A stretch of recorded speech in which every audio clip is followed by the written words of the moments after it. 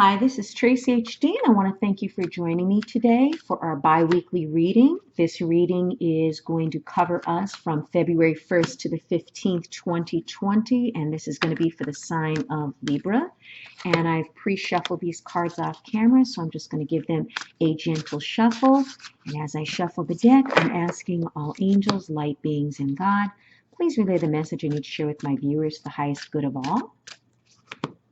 And the first card is going to be temptation. And it says, are you in denial about an unhealthy habit? Perhaps one that makes you feel guilty. This fairy says you have the power to overcome temptation, whatever its guise. So we need to look and see what is controlling our lives. Okay? Is this a toxic relationship that maybe we need to end? Okay, is this maybe a habit of overspending, over shopping? You know, we all do that. Retail therapy. If we have a bad day or a bad week, we go out and buy ourselves something nice. Is this overeating, over drinking, overindulging and partying? That could also be very tempting. Whatever it is, there's something in your life that is tempting you that you need to get back into balance, and that you do have the power to overcome this temptation at this time. And now think of a question in your mind and hold it in your mind and focus on it. And this is going to be the answer to your question. Look for a sign. Okay, so whatever your question was, the card is telling you look for a sign. It could be an animal crossing your path. It could be a feather or penny you find on the ground. It could be a song that comes on the radio. It could be triple digits, which I notice on a daily basis, that have angel meanings and angel messages to them. So look for a sign. And then we have duality, card number 18, and it says the frequency of duality supports our ability to gracefully flow with the everlasting movement among all opposites. So this is a very interesting card. And let me get the book out for this because this is a relatively new deck that I have, and I've never gotten this card before. Okay, let me see what the meaning is here. It says here, to understand any relationship, we must understand the duality that is the true nature of every human. Each of us is a combination of our outer being and our inner being. The outer part lives at the surface in the light of day and is easily seen. It is who we are in this world and how we show up. This side is very human. The other part lives far away in the dark and mysterious worlds of the inner being. It is the wild part of our being. Both parts are equally essential to understanding the true essence of every human, and within and without that make up the whole of us and who we are. Our consciousness dances between the two sides. So this is basically our light and dark sides, okay? And to be able to recognize the light and dark sides.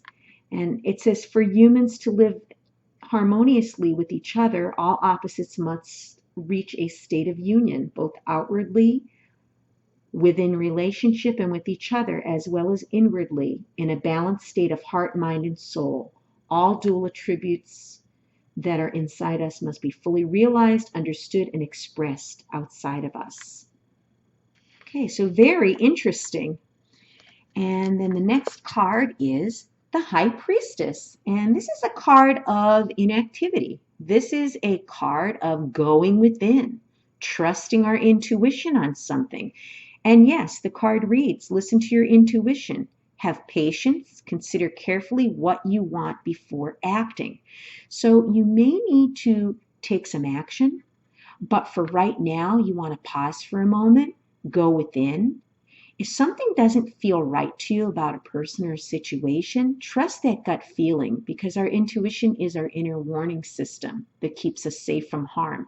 Even if you can't explain why you feel a certain way, you don't have to. Just trust your gut feelings because they are always spot on. And now for the tarot portion of the reading.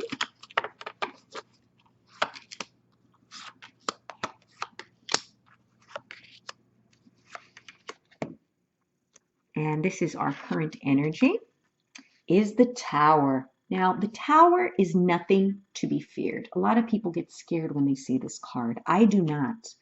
What the Tower is doing is the Tower removes something that is built on faulty ground, something that is unstable in our lives that needs to go. Whenever we don't remove things that are not for our highest good, the universe has a way of removing them for us. So whatever this is that's going in your life that is being removed, it's going to provide you with a clear, firm foundation in order to be able to build something much bigger and better and for your highest good. So whatever this is, allow it to leave because it will be replaced with something better. And then what led up to this is the Worlds. Yes, and the World as this beautiful woman. And again, I don't consider these cards gender specific. Okay, this could be a man if you're watching this, or this could be a woman if you're watching this. It doesn't matter. What the World is a sense of completion. Okay, when the World card appears, you are evidently completing something, seeing something to its end. Okay, and you're more or less feeling very successful, that you've triumphed over maybe a challenge or a situation. You've accomplished some type of a goal previously, and you're feeling pretty happy about this achievement, like literally like you're on top of the world. So this is a very positive card to have. And then in the past, okay, is the Ace of Wands. And the Ace of Wands is the beginning of something creative. Okay, this is the start of something, maybe something you've always, wanted to do, but never took action on. And this is something that's been, maybe on the back burner because you might not have known how to, approach it or how to begin it. And maybe something was standing in the way here, with the Tower for a long time. And this Ace of Wands is telling you this is the green light to be able to go ahead and pursue, whatever it is, now that you have a clear and firm foundation. Okay, it's time to put, an exciting idea in motion, or maybe even, go after a new job or start a new business. Whatever it is, this could even be a life purpose that is finally surfacing and blossoming. So it's a very exciting time. And what's up ahead during this period is the Seven of Pentacles. So this is a person who has put in the hard work, who has planted the seeds. And now this is a time of being patient. Okay, your patience will pay off. And maybe some of you are worrying unnecessarily, if wondering all the hard work you've put in, if it's ever going to bear any fruit. Yes, it will. This card is telling you, though, that you have to give it a chance to be able to produce that fruit. You've done all of the hard work, and now you need to just relax and sit back and wait for it to materialize. And then the future card is the Four of Swords. And this is telling me that you're going to need to take some time out to recharge, okay? To recharge, relax, recuperate. Okay, we all need to take this downtime. We can't keep operating in overdrive and hyperspeed all the time. And I know there's always so much that needs to be done. I say that all the time, that there's never enough time in the day to complete everything. But this is telling you that this is a time to rest and recharge, because you want to be ready for the next steps of whatever this creative endeavor that you're going through, whatever, achievements you've had. The seeds are planted. And now it's time to rest. So this card ties in with this perfectly. You did the hard work. Now it's time for you to replenish yourself.